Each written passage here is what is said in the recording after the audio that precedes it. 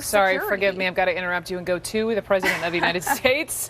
This is the farewell from the Armed Services, Joint Base Fort Myer in Virginia. Let's listen to the POTUS. Thank you so much. Thank you.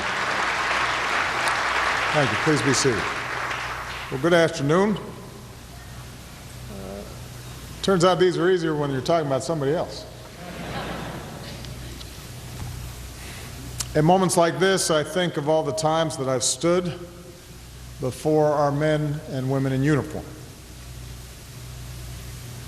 commissioning our newest officers, presiding over promotions, presenting the Commander-in-Chief's trophy to the best football team in the military. I will let you argue over that one. I have never taken sides. Secretary Carter, I could not be more grateful for your gracious words, but more importantly for your outstanding leadership across, as you noted, more than 3 decades and nearly all of my presidency. You have always given me, Ash, your best strategic counsel. You've made sure that we were investing in innovation for the long term and a strong force for the future. As a physicist, Ash is also one of the few people who actually understands how our defense systems work. And I know that our troops and their families are immensely grateful for the compassion that you and Stephanie have shown them over the years. So to you and your family, on behalf of all of us, thank you for your outstanding service.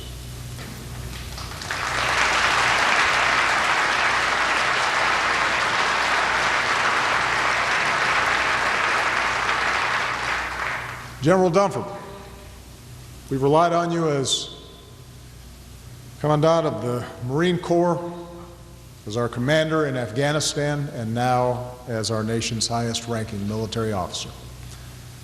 I thank you and General Selva and the entire Joint Chiefs for the unvarnished military advice that you've always provided to me, for your dedication, for your professionalism, for your integrity.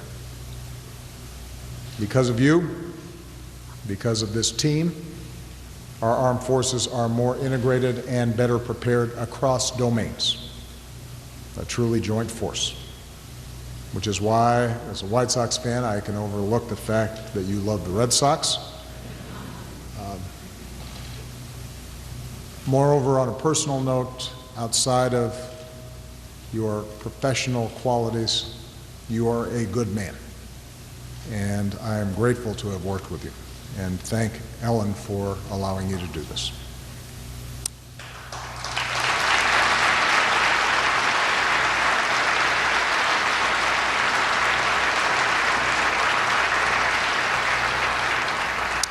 To members of Congress, Vice President Biden, who along with Jill has known the love and the pride and the sacrifice of a military family, to Deputy Secretary Work, service secretaries, distinguished guests, dedicated civilians from across the Defense Department, my national security team, most of all, our men and women in uniform. I thank you for this honor and for the warmth and respect that you've always shown me, the support that you've shown Michelle and our daughters during these past 8 years. And so, although I recognize that the formalities require me listening to praise directed in large part to me, I want to turn the tables. I am still Commander-in-Chief, and so I get to do what I want to do, and I want to thank you. Of all the privileges of this office, and there are many, I will miss Air Force One, I will miss Marine One. But I can stand before you today and say that there has been no greater privilege and no greater honor than serving as the Commander-in-Chief of the greatest military in the history of the world.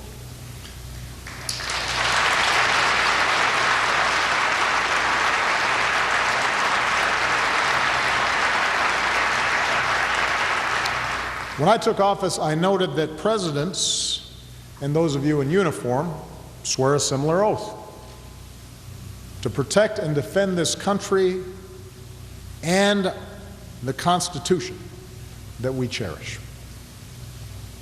And by stepping forward and volunteering, by raising your right hand and taking that oath, each of you made a solemn pledge. You committed yourself to a life of service and of sacrifice. And I, in turn, made a promise to you, which, to the best of my abilities, I've tried to uphold every single day since.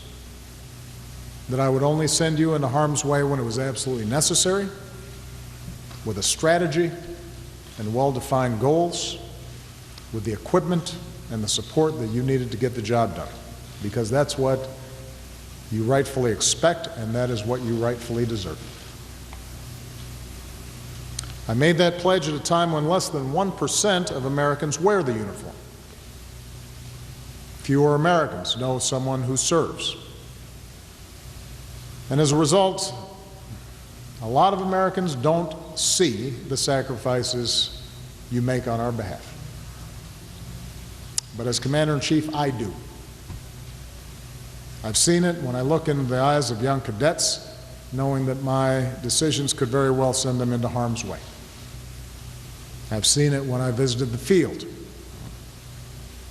in Bagram, in Baghdad, far from your families, risking your lives so that we can live ours safely and in freedom. And so you have inspired me, and I've been humbled by you consistently. And I want every American to know what I know. Through year after year after year of continuous military operations, you have earned your place among the greatest generations. The list of accomplishments that Joe and Ash so generously mentioned, they're because of you. It's what I tell my staff. I'm the front man. But you're the ones doing the work. Because of you, our alliances are stronger, from Europe to the Asia Pacific. Because of you, we surged in Afghanistan, trained Afghan forces to defend their country, while bringing most of our troops home.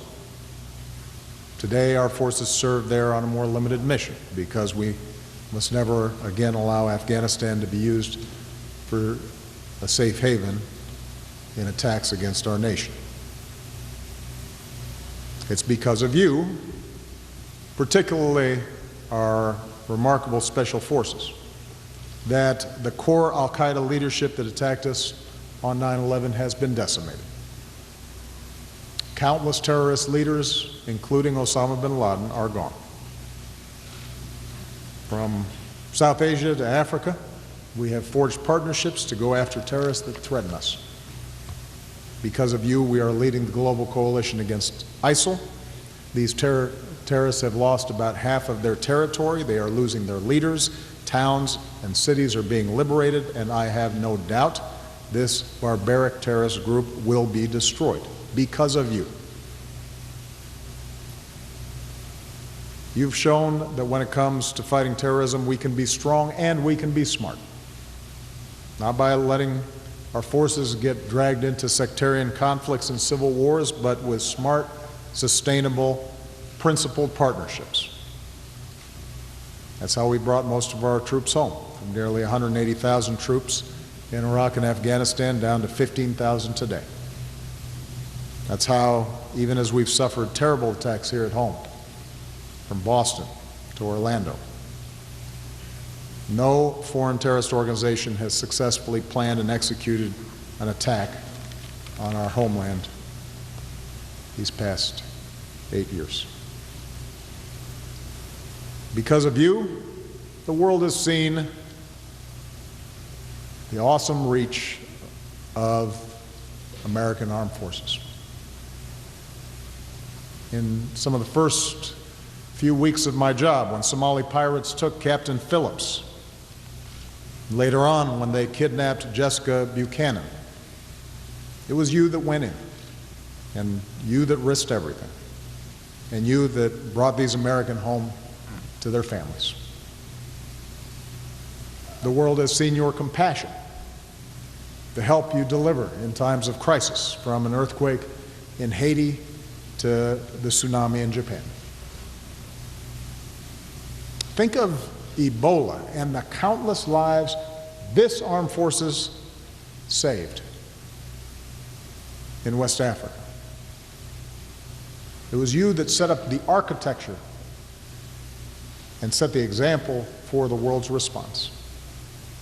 One woman in West Africa said, "We thanked God first, and then we thanked America second for caring about us." That's the difference you made. You continue to make in the lives of people around the world. As you know well, with service comes great sacrifice. And after 15 years of war, our wounded warriors bear the scars, both seen and unseen.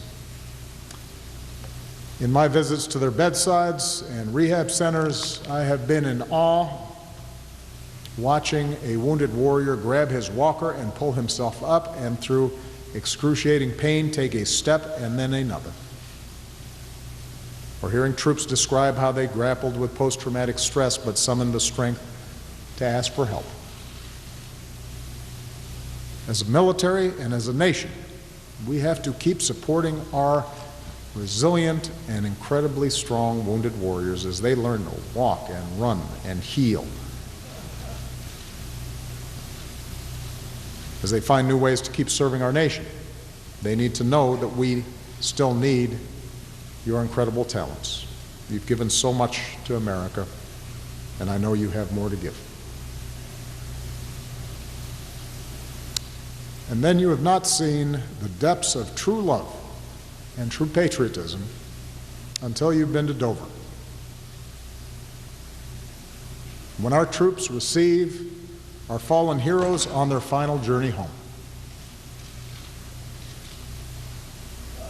Until you have grieved with our Gold Star families who've given a piece of their heart to our nation, a son or a daughter, a father or mother, a husband or wife, a brother or a sister. Everyone a patriot. Every single one of these American families deserves the everlasting gratitude and support of our entire nation.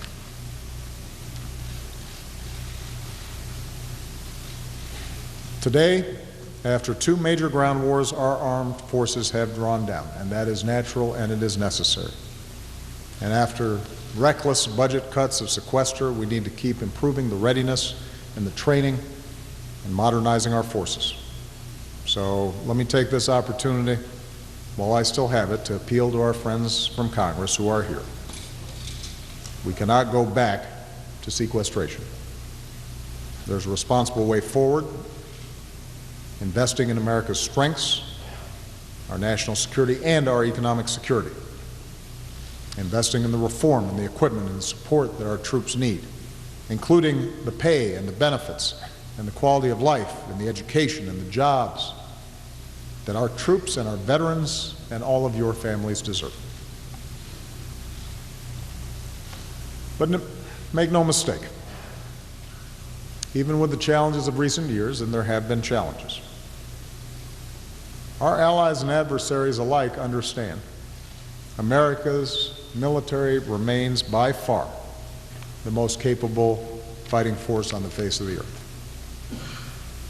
Our Army, tested by years of combat, is the best trained and best equipped land force on the planet.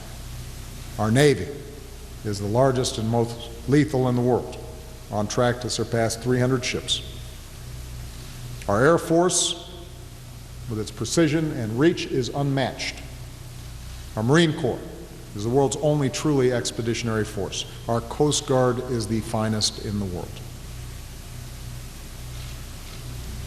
And we're also the best because this military has come to welcome the talents of more of our fellow Americans.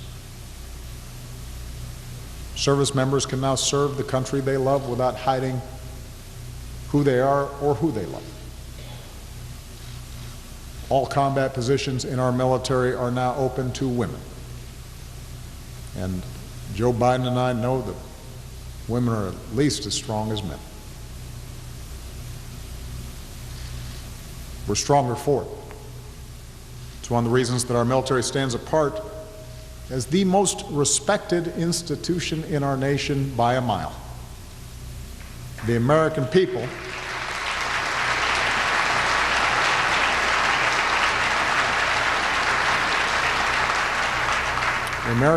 look up to you and your devotion to duty and your integrity and your sense of honor and your commitment to each other. One of my proudest achievements is that I have been able to, I think, communicate through the constant partisan haze, along with so many others, how special this institution is.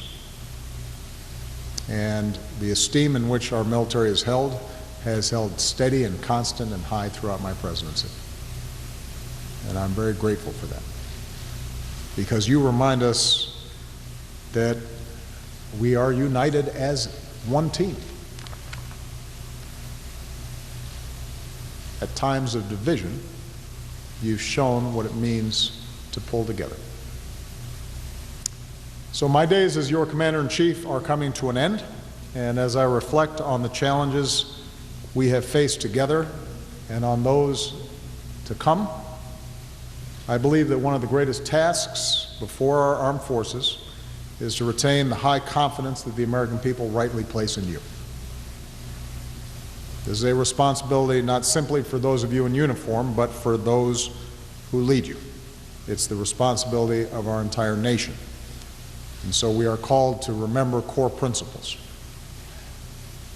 That we must never hesitate to act when necessary to defend our nation, but we must also never rush into war, because sending you into harm's way should be a last and not first resort.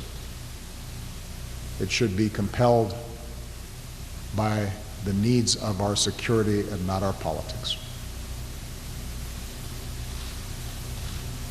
We need to remember that we must not give in to the false illusion of isolationism, because in this dangerous time, oceans alone will not protect us, and the world still seeks and needs our leadership as the one indispensable nation.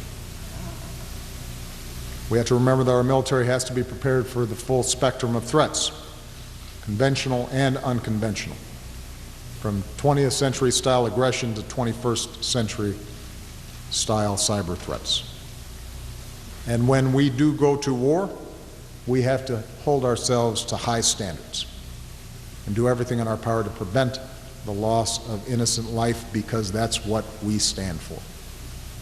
That's what we should stand for. We have to remember that as we meet the threats of our times, we cannot sacrifice our values or our way of life. The rule of law and openness and tolerance that defines us as Americans. That is our greatest strength and makes us a beacon to the world. We cannot sacrifice the very freedoms that we're fighting for.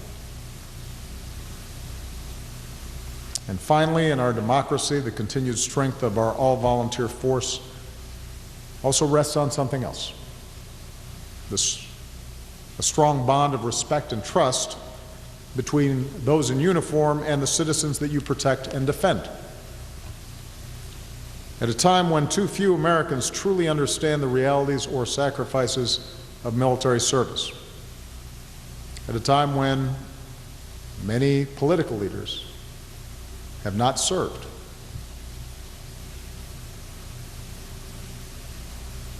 If some in the military begin to feel as though somehow they are apart from the larger society they serve, those bonds can fray.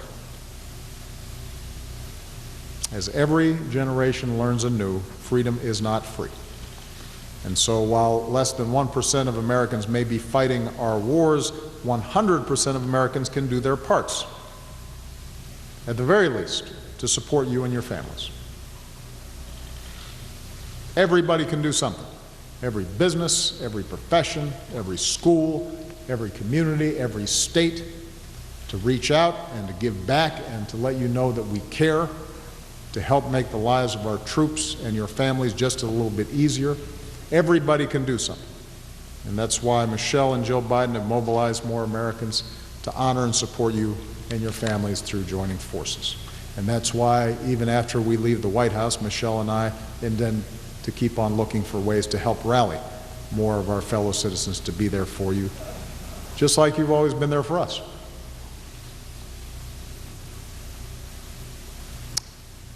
So we can't say it enough and we can't show it enough. Thank you for your patriotism. Thank you for your professionalism. Thank you for your character in representing the very best of the American spirit. Our nation endures. We live free under the red, white, and blue because of patriots like you. It has been a privilege of a lifetime to serve with you. I have learned much from you. I am a better man having worked with you. I'm confident that the United States and our armed forces will remain the greatest force for freedom and security that the world has ever known. God bless you and your families, and God bless the United States of America.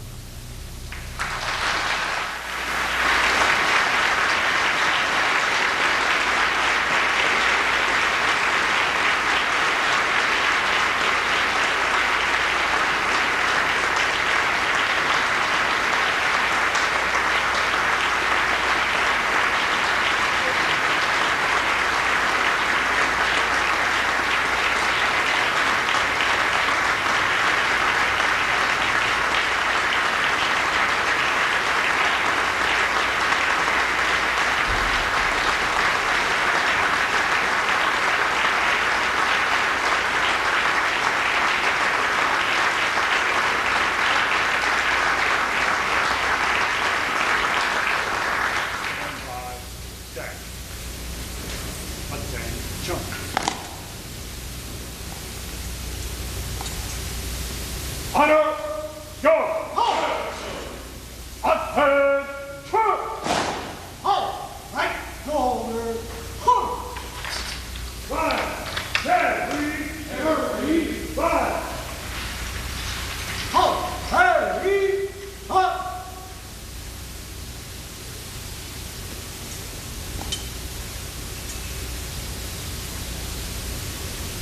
Passenger due.